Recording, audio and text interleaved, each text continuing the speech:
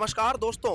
बीती 25 मई को दिल्ली के राष्ट्रपति भवन में देश का सबसे बड़ा और सबसे खास सम्मान समारोह हुआ, जहां देश की उन महान हस्तियों को सम्मानित किया गया जिन्होंने अपने काम से पूरी दुनिया में भारत का नाम रोशन किया है।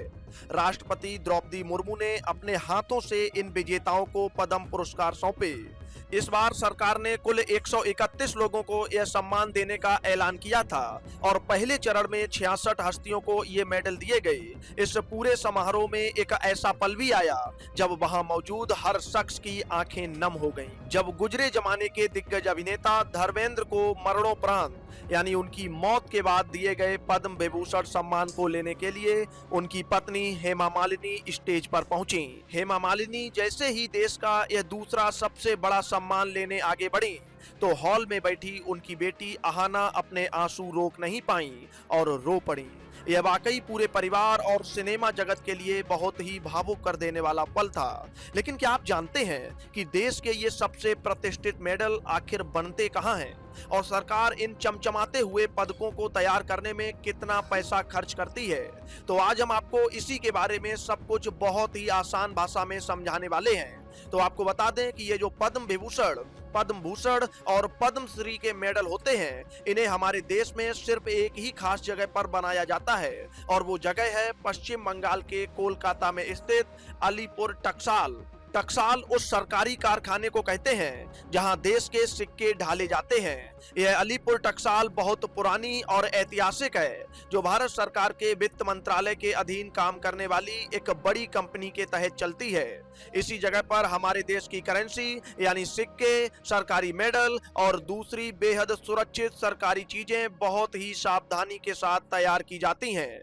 अब आपके मन में ये सवाल जरूर उठ रहा होगा कि सोने चांदी जैसे दिखने वाले इन खूबसूरत पदकों को बनाने में आखिर कितना खर्चा आता है।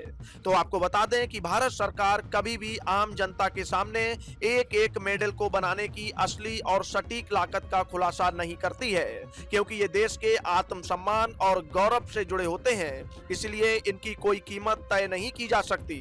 वैसे इन पर होने वाले कुल खर्चे में पदक का खास डिजाइन तैयार करना, उसे सांचे में ढालना, उस पर बारीकी से नक्काशी करना, उसकी शानदार पैकेजिंग करना और फिर राष्ट्रपति भवन में होने वाले इस पूरे भव्य कार्यक्रम का इंतजाम करना शामिल होता है।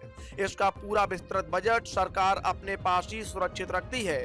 यहाँ एक और मजेदार बात आपको जाननी चाहिए कि बहुत से लोगों को लगता है कि इतने बड़े सम्मान के साथ विजेताओं को लाखों करोड़ों रुपए का इनाम भी मिलता होगा, लेकिन असलियत इसके बिल्कुल उलट है। नोबेल प्राइज या कुछ दूसरे प्राइवेट पुरस्कारों की तरह पद्म पुरस्कारों में सरकार की तरफ से एक भी रुपया नकद यानी कैश नहीं दिया जाता है। इन पुरस्कारों का मकसद किसी को पैसों का मकसद देना नहीं, बल्कि समाज और देश के लिए किए गए उनके अनोखे योगदान को सलाम करना होता है। विजेताओं के लिए पैसों से कहीं बढ़कर पूरे राष्ट्र की तरफ से मिलने वाली ये पहचान होती है। इस समारोह के दौरान राष्ट्रपति के हाथों हर विजेता को एक चमचमाता हुआ मुख्य मेडल दिया जाता है और साथ ही राष्ट्रपति के दस्तखत और मुहर वाली एक सनद यानी आधिकारिक प्रशस्ति पत्र सौंपा जाता है। इतना ही नहीं, इन विजेताओं को मुख्य मेडल के साथ साथ एक बहुत ही छोटी सी बनावट वाला छोटा मेडल भी मिलता है, जिसे ये हस्तियां किसी भी बड़े सरकारी या खास मौकों पर अपने कपड़ों पर सम्मान के साथ लगा सकती हैं। तो अगली बार जब भी आप टीवी पर किसी को यह सम्मान लेते देखें तो समझ जाइएगा कि यह मेडल कोलकाता की उसी ऐतिहासिक टकसाल से बनकर सीधे देश के सबसे बड़े भवन तक पहुंचा है और इसकी असली कीमत पैसों में नहीं बल्कि देश के गर्व में छुपी हुई है। Bureau report, Bharat update desk.